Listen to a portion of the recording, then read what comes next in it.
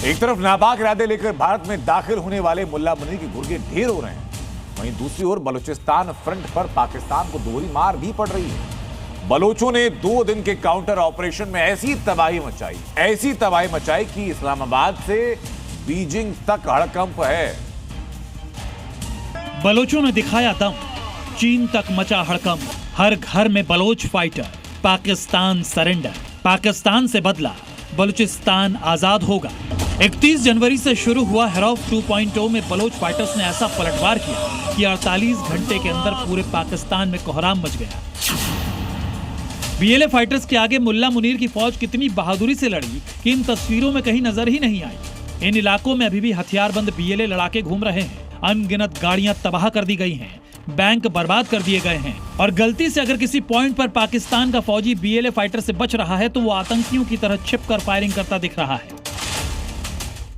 बलूचिस्तान की इस हालत के लिए पाकिस्तान खुद जिम्मेदार है, लेकिन पाकिस्तान को ये बात समझ नहीं आ रही है। भारत का नाम लेकर रक्षा मंत्री ख्वाजा आसिफ संसद में रोना रो रहे हैं, अपनी मजबूरियां गिना रहे हैं, और बीएलए को हथियार कैसे मिल रहे हैं खुद सरकार में होकर अपनी ही सरकार से पूछ रहे हैं। संसद में ख्वाजा आसिफ के ड्रामे से पाकिस्तान खुद एक्सपोज हो गया है। एक तरफ मुल्ला मुनीर ऑपरेशन सिंदूर में भारत से मुकाबला करने का दावा करता है, तो वहीं दूसरी ओर पाक रक्षा मंत्री ने खुद भरी संसद में बताया कि मुनीर की फौज बीएलए के लड़ाकों का सामना करने की हालत में भी नहीं है। जाने माने बलोच एक्टिविस्ट मुमताज बलोच ने ख्वाजा आसिफ के बयानों की धज्जियां उड़ा दी।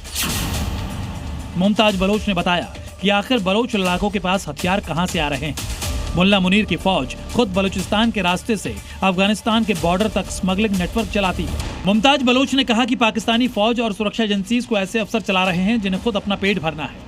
ऐसे में बीएलए को हथियार कहां से आ रहे हैं इसका कोई मुद्दा ही नहीं है। मुद्दा इस बात का है कि पाकिस्तान ने हम पर जुल्म किए हैं।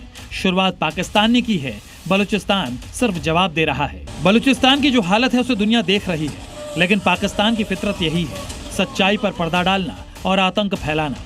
पाकिस्तान में रक्षा मंत्री ख्वाजा आसिफ अकेला नमूना नहीं है, दूसरे नेता भी इस बात से चिंतित हैं।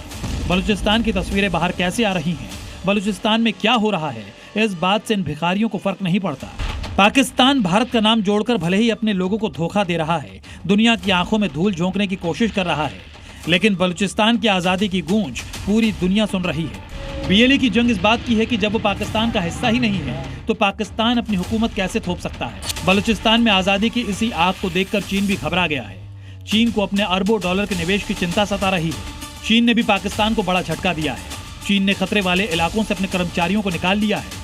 ग्वादर से कोयटा तक चीनी कर्मचारी रहते हैं। ग्वादर से टेक्नीशियन और इंजीनियर्स वापस बुला लिए गए हैं। उन्हें इस्लामाबाद और दूसरे सुरक्षित शहरों में शिफ्ट किया जा रहा है, और प्रोजेक्ट पर काम जारी रखने के लिए पाकिस्तान से सुरक्षा की गारंटी मांगी गई है। कुल मिलाकर बलोचों की मार से पाकिस्तान हर फ्रंट पर घिर चुका है। दुनिया मुनीर सेना का अत्याचार देखकर आम बलोचों के अधिकारों का सवाल कर रही है। चीन अपने निवेश को लेकर परेशान है और आवाम अपनी तंगहाली से। ब्यूरो रिपोर्ट, जी मीडिया।